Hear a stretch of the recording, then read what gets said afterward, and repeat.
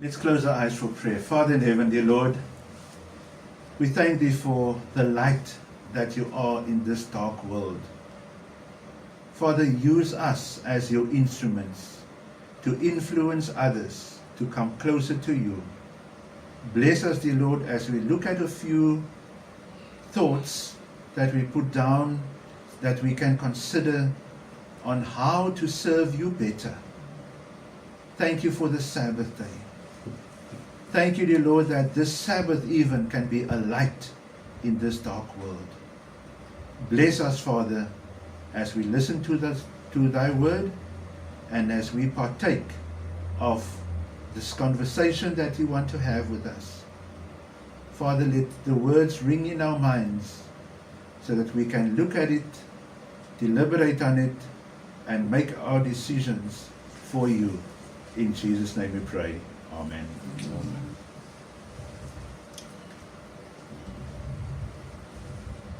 We are children of light.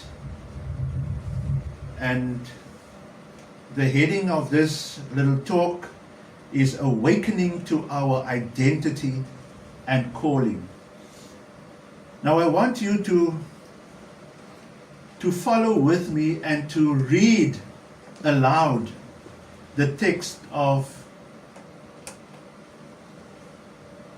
that we want to look at this morning. 1 Thessalonians 5 verses 5 and 6. I'll put it on the screen, not to take away any time from us because we are running a little bit late. I'm going to read it at first, and then you can follow me to read it for a second time. And the scripture comes from the New International Version, and it says, "You are all children of the light and children of the day.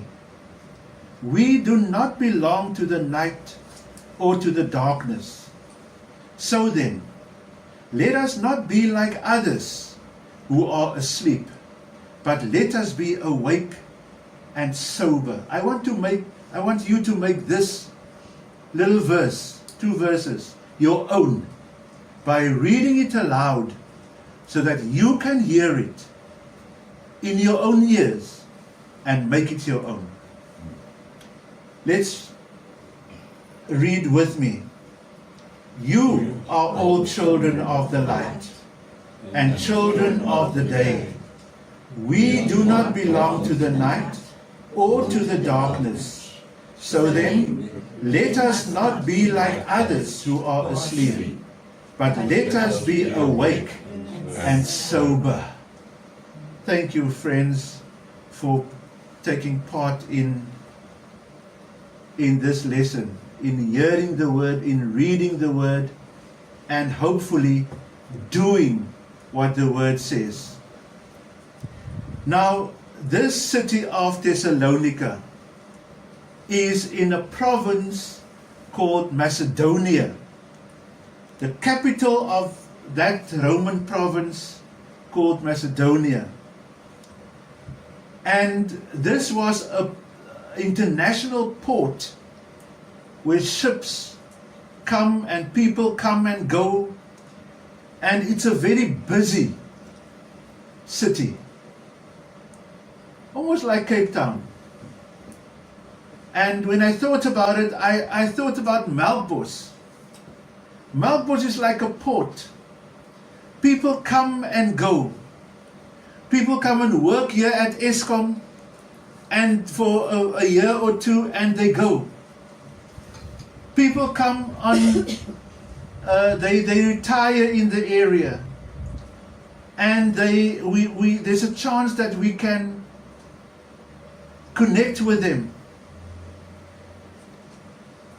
People come and have holiday in this area, and there's a time that we can connect. Recently we had people from Zambia that came to holiday here in Melkbos. Who would ever know?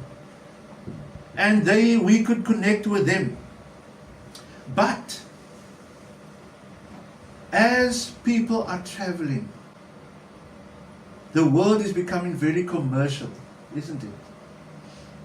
Worldly. And so, instead of going to the beach, you are invited to church. Instead of, doing government stuff, you are invited to church. Yesterday I was surprised and in a very positive way. As I go to the beach in the morning, early in the morning, I go over the dunes, my usual stuff that I do. And as I went, I found a big stick that I put on some of the dunes so that I can know when I come back from my run, I know where to turn off into the pathway that I usually follow. And that little pole has been standing there now for 2-3 weeks.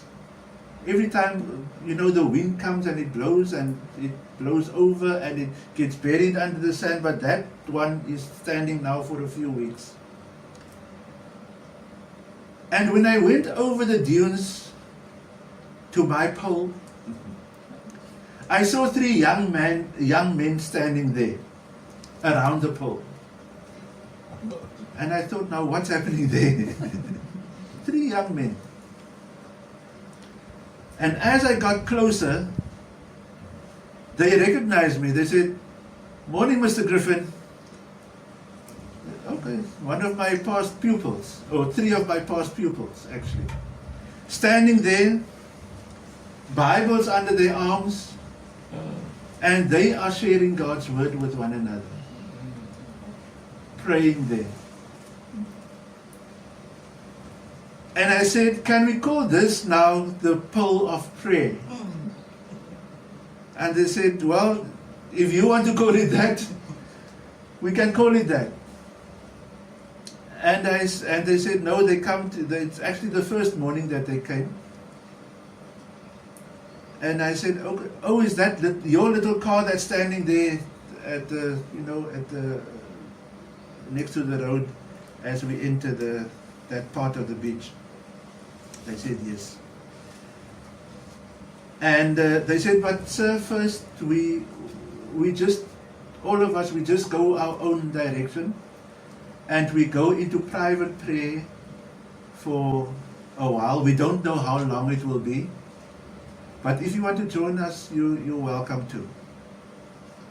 But you have to find your own private space now." And they went. I watched them. These young guys. And they went each their own, found their own little spot. And they went on their knees and they were praying. All 3 of them. I told myself, wow. It was just a wow moment for me. I went and I walked towards the water. And I stood in the water facing the sea, and I was praying. And after 15 minutes, I looked around. They were still praying. And it was just another wow moment for me. These are kids that I taught. I never knew. Maybe they weren't like that back then, but they are now, and that's what's important. And then I think after 25 minutes they came back, and we had a little chat there, and we shared a little bit about God's word and the love of God. And one of them said, "Sir, since this is your pole, you planted it here, our pole of prayer now, will you lead out in sharing with us?" And I shared a little bit with them about God and what God wants for us. And I quoted from Paul, from the book of Colossians actually, no, Romans, sorry, about, because I was standing in the water and my thoughts were towards the water. And I was thinking about baptism, hence the Sabbath school topic of this morning. Baptism and renewing our lives daily towards God. And then we prayed, and then we departed again. Then I went for my run. I think it was almost an hour later. Yolandi, is not like it was still dark, but it was an hour later that I took my run. And you know what? My run was so easy yesterday morning. So easy. Because my mind, Arthur, we talked about your mind is set on something different now. I don't look at the dead birds that's lying there, or the dead seal that's lying there, or the foamy water, my mind was just set on something else. And I thank God for these 3 young men and people like them intervening, intercessing for other people. Now, Paul was writing to this Thessalonian church. This church was in a very, very busy city. And the people of the city was torn between 2 things, 3 things. The one thing is their faith. The other one is the government and the regulations and the things that they want. And the other one is the pagan worshippers. We are torn between a lot of things, but our mind shouldn't be focused on that. Our minds should be focused on God and what He is doing and that what He wants for us. So Paul speaks with this Thessalonian church in these letters. This is one of the first letters that he wrote. And he wants to encourage them. Words and language of love that he shares with them. So, this young community faced a lot of pressure, just like us today. As we are sitting here, we are facing pressure, whether it be from our health, from our families, from our finances, from our own work situations. There are pressures that we are facing. And we are struggling to stay afloat, not to conform to one or the other, because, junk food is cheaper than the good food. It's easier to turn on the television to watch nonsense and to be on your phone to watch TikToks and Reels. I mean, you can, once you open that phone and you start with one TikTok or Facebook Reel or whatever, it's so easy to just to go to another and to another and to another, and 3 hours later you realize, I just wasted a lot of time and a lot of resources. And learned nothing. And learned nothing. There's one thing, I think it was on TikTok a year or 2 ago, where TikTok, the platform itself, actually told me, this is now enough. This is now enough. TikTok told me that. This is now enough. And mind you, I didn't set any parameters on that thing. I don't know how the thing works, but it just told me this is now enough. And then I realized, wow, I've been busy with nonsense, not learning anything. I need to change. Just to bring you up to speed where the Macedonia is, there's the province of Macedonia, and Thessalonica is right there.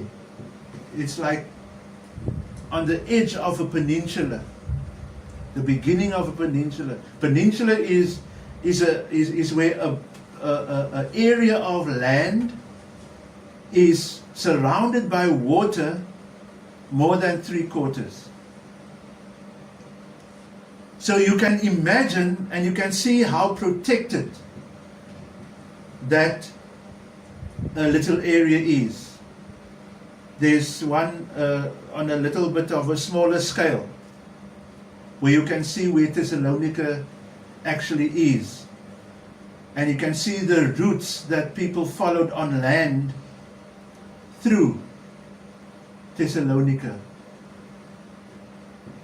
If you look at the West Coast Road, that's passing us here.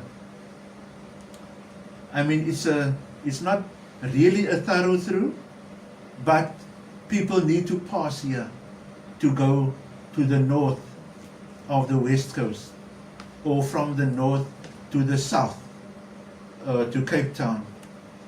So there's a little bit of influence that we can have somehow. You are all children of light, the memory text says, and children of the day. We do not belong to the night or to the darkness, so then let us not be like others who are asleep, but let us be awake and sober. There's a few things that is addressed here in this context.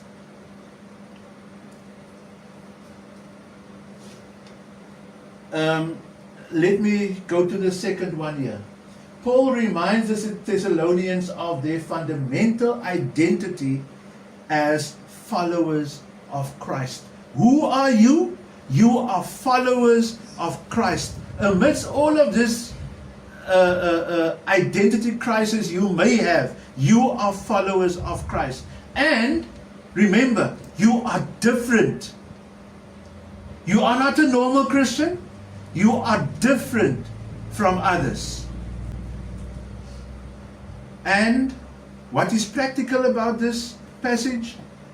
It concludes with a clear call to action based on our identity. Because we are Seventh-day Adventists, we need to come together on a Sabbath. You can't forget that it is Sabbath. I heard that somebody last night, but this is an elderly person, that forgot that it was Sabbath today.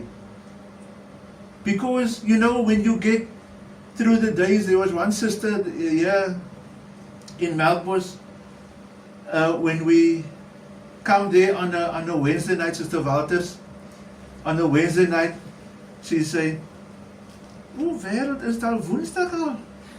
Is daar weer bidtyd?"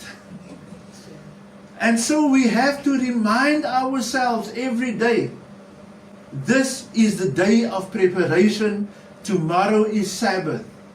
If the Sabbath ends tonight, tomorrow is the first day of preparation for next Sabbath. Then the second day of preparation for the Sabbath. And then the third day of preparation for the Sabbath. And then the fourth day. And then the fifth day. And then the sixth day. Everything must surround the Sabbath. Where was the temple in the desert? In the center. It was in the center. The nation was around the temple. The temple was the reminder of God's presence, besides the pillar of fire in the night and the cloud during the day. The temple was right in the center. That is where the Sabbath should be. That we should remember all of this happens because of the Sabbath, of our identity. Paul here doesn't just teach doctrine. He connects with their identity as believers to their daily conduct and spiritual alertness. You know, I'm so blessed. We are so blessed to have a person right in our midst. Even if I just look at her, I think of food. Good food. As opposed to bad food. Exercise. When I look at you, my sister, I think of the ocean and swimming and learning and just that vibrancy of being alive. Thinking now, learning about your mom that's not well, and with the oxygen mask and the pipes, like she says, pipes to her nose. Thinking of how precious this air that we breathe in is. The ability to just breathe. There's a story of a man that had to pay his hospital fees when he was discharged from hospital. And he saw his bill because he was on oxygen all the time for a few days, or I can't remember how. And the administrators came to him and they said, and this man was crying when he saw the bill because it's very high. But this man was crying, and the hospital administrators saying, sir, we're so sorry. We know it's a very high bill, but you really needed this. And he said, I'm not crying because of the bill. I'm crying because of the idea that every day of my life, as long as I lived, I just got up in the morning and I just breathed and I took it for granted. Never realized how expensive, what an expensive price Jesus has paid for me so that I can breathe every day, so that I can live. So Paul come to them with a very practical theology. Living is not just coming to church. It's about what's going on in my and your lives. That is why we can come together and to pray for one another. That is why we can come together and give advice on how to live a better life in Christ. We don't have all the answers. I don't have all the answers. The Bible have all the answers, but I don't know all the answers from the Bible. There are answers that you got from the Bible that I never got. And you can share that with me. And vice versa. So God is good. There's a lot of things that I wrote down here, but it's too much to go into. So if you look at children of light linguistically, meaning looking at where the words or the ideas came from, this children of light implies that we have an intimate relationship. Children meaning an intimate relationship. What can be more intimate than a child coming out of your body?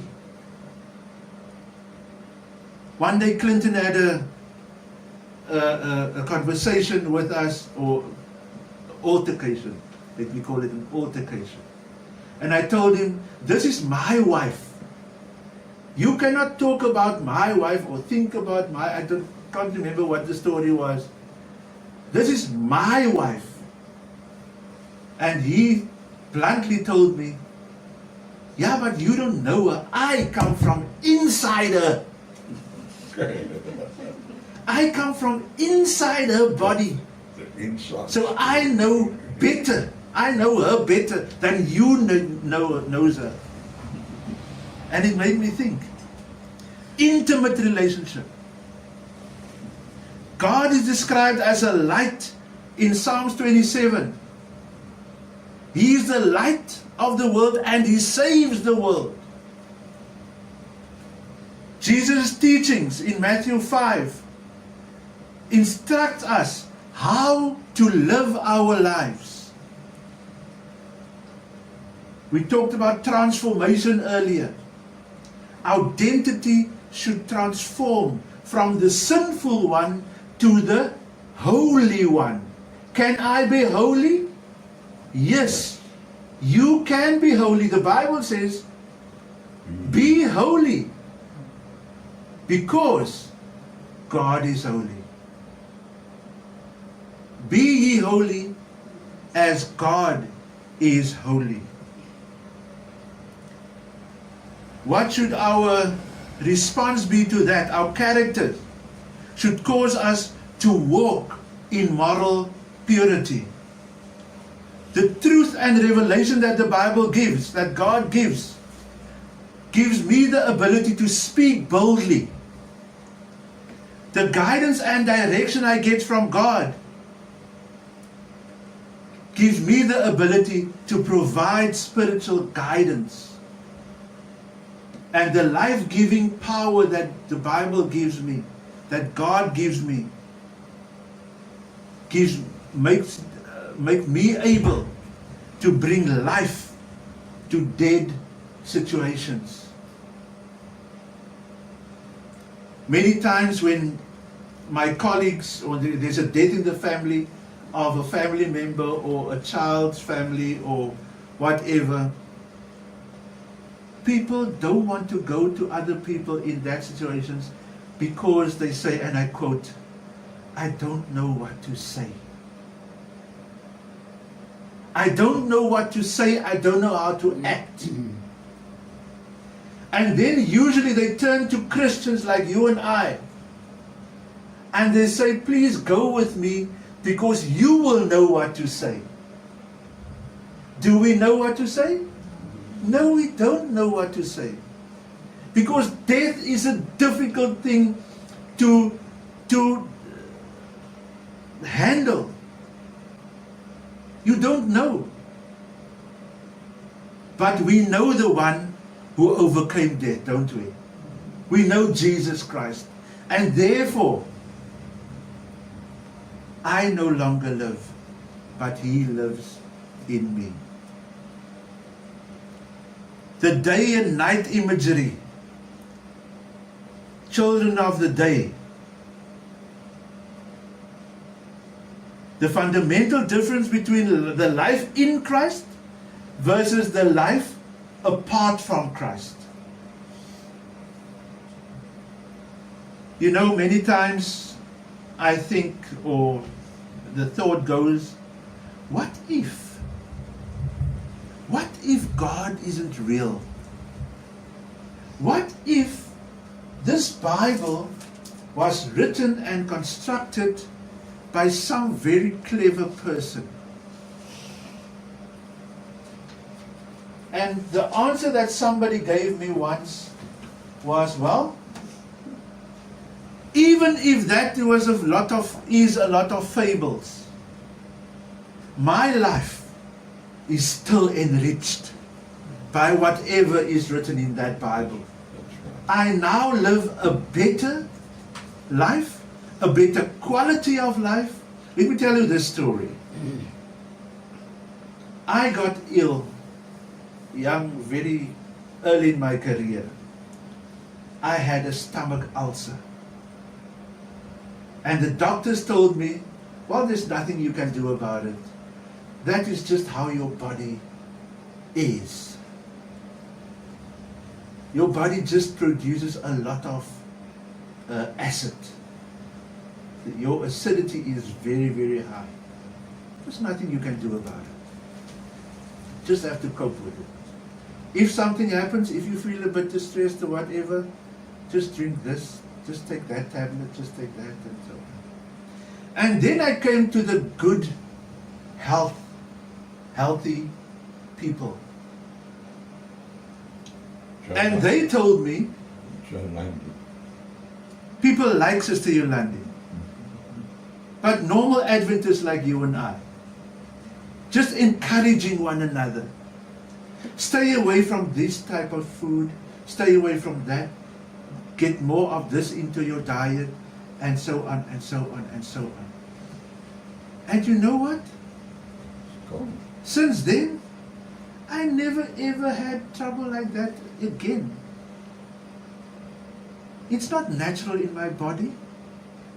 It is because of what I put in my body that I got these ailments and these things that happened. It's not natural. God wants to give us life, and He wants to give us life in abundance. He don't want us to struggle. Our bodies are a temple. Our bodies are a temple of God. Night. What does night represent here? On the other side, spiritual blindness, danger, unproductive living, and a separation from God's illuminating presence. When God is not in our lives seems dark.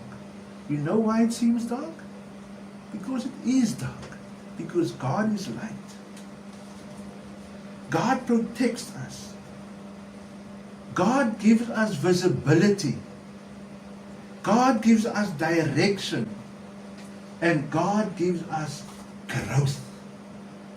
Growth in Him, towards Him, and things are just better than it was before I came to know Him. So, friends, it is better to be children of God. Let me just go to this slide. There's a warning against spiritual sleep. Now, what is spiritual sleep? You are sidelining the things of God. Yes, it's there, but it's not Sabbath yet, so why must I'll get to that on the Sabbath or Friday night, just so that I can get up to speed with what's happening in Sabbath school, in the lesson study, and so on. No, friends, that is spiritual blindness. We must read God's Word frequently. We must stay spiritually sober, free from wine, meaning that numbs our senses. We must be clear-headed. We must have self-control. And we must exercise a spiritual discernment. What is good for me and what is bad for me? If we are asleep, we are unaware of the spiritual realities. Living for self, no prayer life. That is being asleep. When you wake up, you start to begin to recognize, I need to pray. I need to thank God. Now, many of us, we do it in different ways. When you realize that you are awake, we all in our different ways say, thank you, God, for waking us up. Thank you for a new day. Help us through the day. Reading scripture. Praying. But if you are awake and you are sober, you are eliminating all the numbing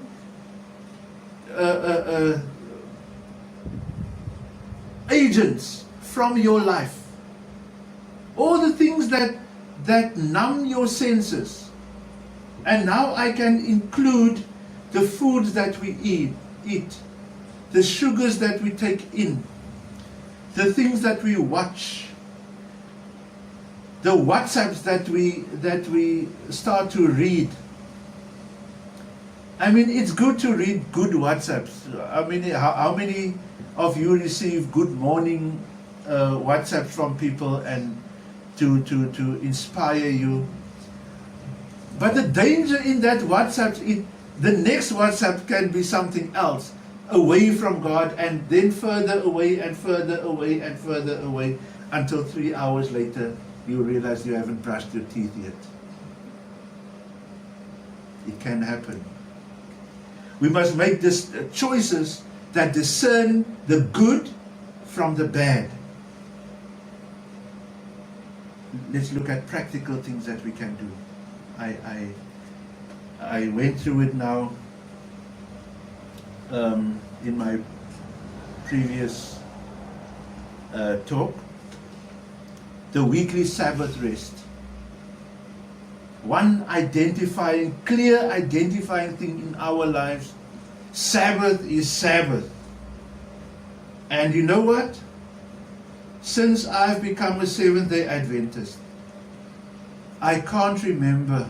Maybe my wife was remind me if I make a mistake here. When you had COVID.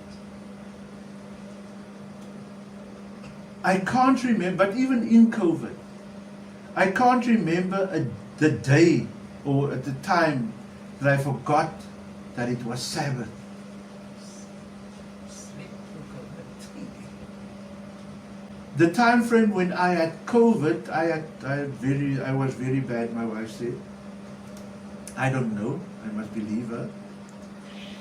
But there were days, 2 or 3 days that went by that I cannot.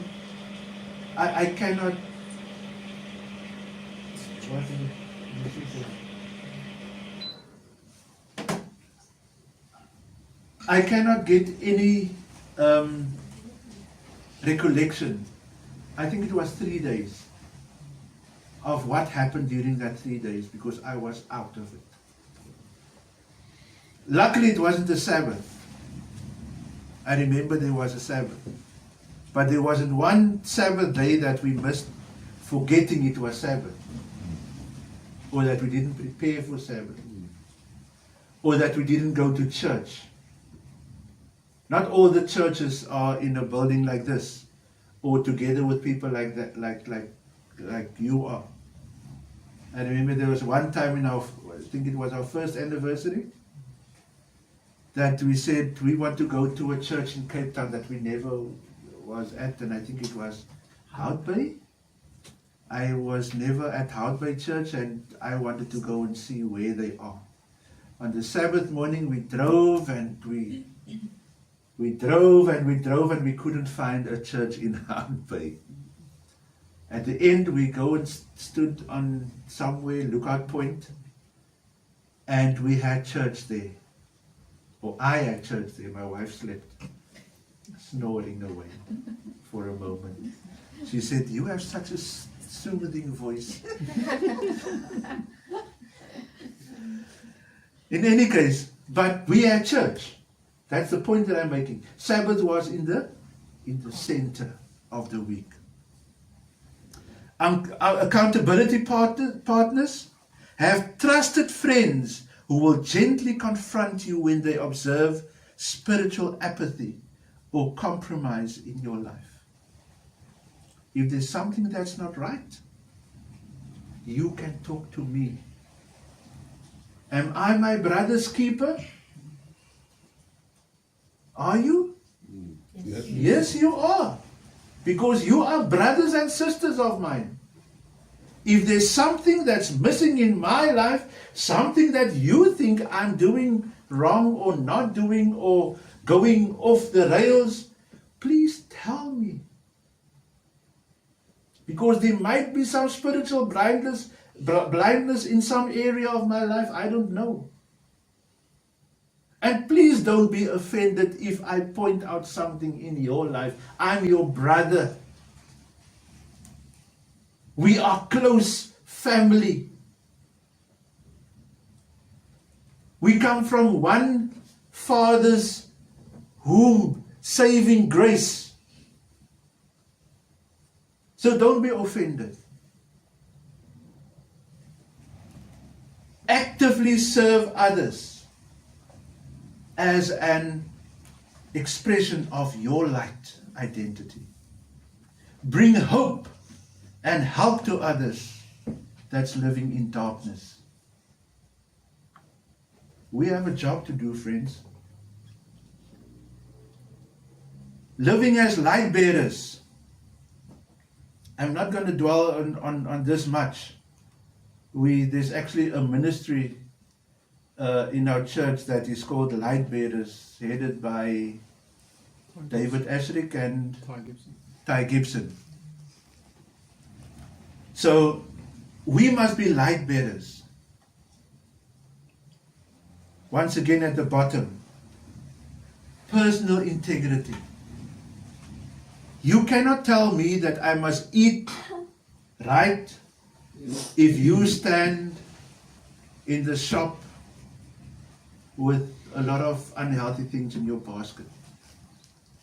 You must be, remember, when was it when Sister Yolandi spoke at the very end? Actually, I felt a little bit bad, but on the other hand, I felt it necessary, because this message is not only for us that know Sister Yolandi, it's for other people that might watch online as well. I asked her, Sister, tell us a bit about your credentials. Why you can share these things with us with such boldness. And one of the things that she said, actually the first thing that she said, because I'm a Christian, I follow God. That gives credence to what she is saying. And what we are telling others, they must see that in our lives. We must have integrity. Compassionate action. We must give and bring practical help to people. Not just say we must pray for you. We must give practical help in tangible ways that open the doors of the gospel to others. And there must be a clear communication about what is the gospel message. Being ready to explain the hope that is within us. Coming back to our memory text. You are all children. Can you repeat it with me? Just to make sure that you're not sleeping. Yeah. You are all children of the light and children of the day. We do not belong to the night or to the darkness. So then, let us not be like others who are asleep, but let us be awake and sober. At the core of it all, my friends, we are children of light. We have a choice to make. We must choose daily, moment by moment, to walk in our true identity.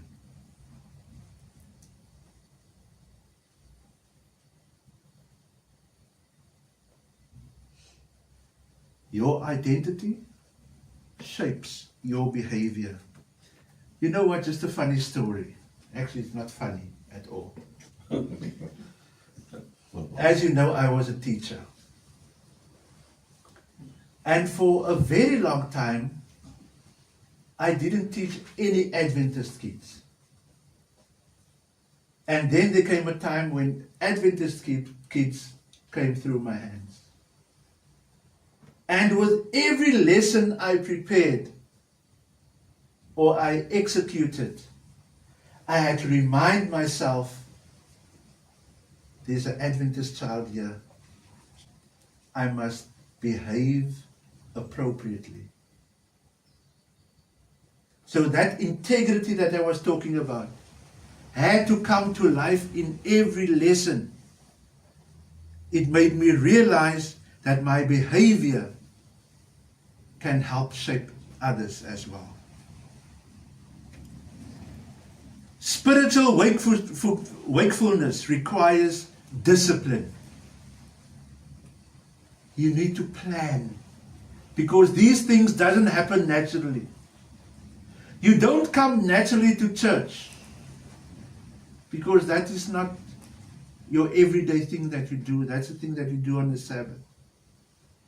You have to plan for it. You must choose prayer. You must choose to read your scriptures. And you must fellowship daily. You must choose to fellowship daily.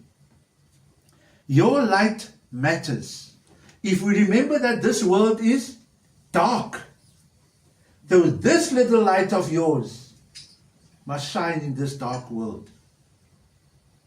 It can make a dramatic difference. I remember when they came to install many years ago the garage door automation.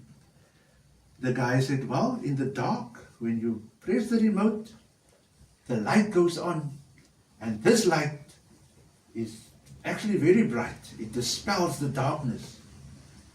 And obviously the garage door opens, and when you press it again, it will close, but that light will stay on for a few minutes in order for you to find your keys and get into the house or get into the car or whatever if you're in the dark.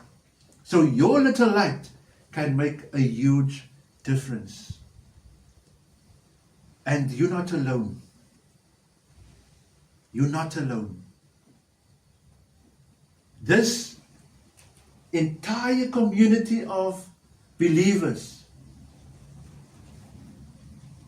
you have an entire world church that believes the same as you, that does the same as you on the Sabbath morning. All around the world, the church on the Sabbath morning starts at 9:30 with Sabbath school. Lesson study all around the world starts at around 10 o'clock. And we all share in the same lesson all around the world from 10 o'clock to around about 22:11, in our case 11:15 sometimes. All around the world, the divine hour starts at 11 o'clock to around about 12 o'clock, or in our case, sometimes 12:15. So you have a community of believers that does the same things as you are doing. So we have our morning dedication every day. This is a daily practice. Morning dedication to living as a light bearer. Regular scripture immersion for spiritual clarity. You don't understand everything that you read all the time, do you? Now, what do you do if you don't understand something? Study it further. Study it further. Read it further. I don't understand my wife at all. And I'm studying her. Brother, I got my PhD already, but I still don't understand this, what do you call it? Not a race, not a, a gender that they called women. But study continually. Read it over and over and over and over again. Ongoing prayer for sensitivity to the Holy Spirit. What is the only sin that is unforgivable? When you Holy Spirit. grieve the Holy Spirit. So ask God for sensitivity to the Holy Spirit.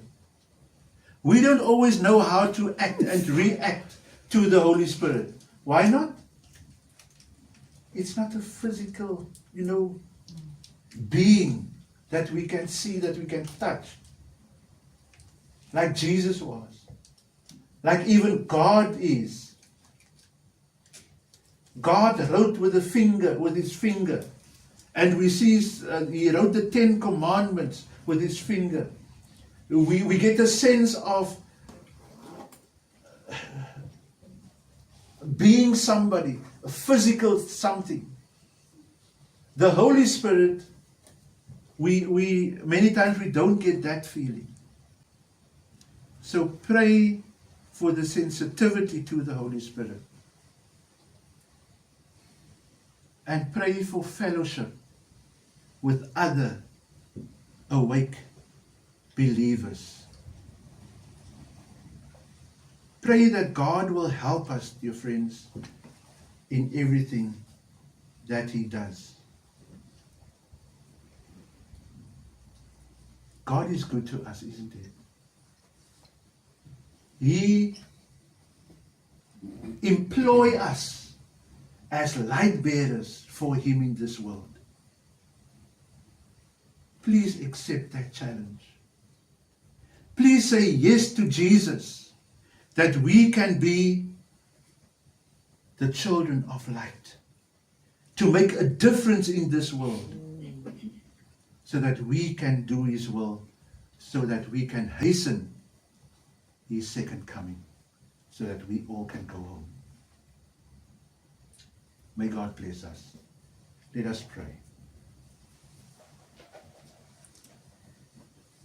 Our Lord, thank you for calling us children of light.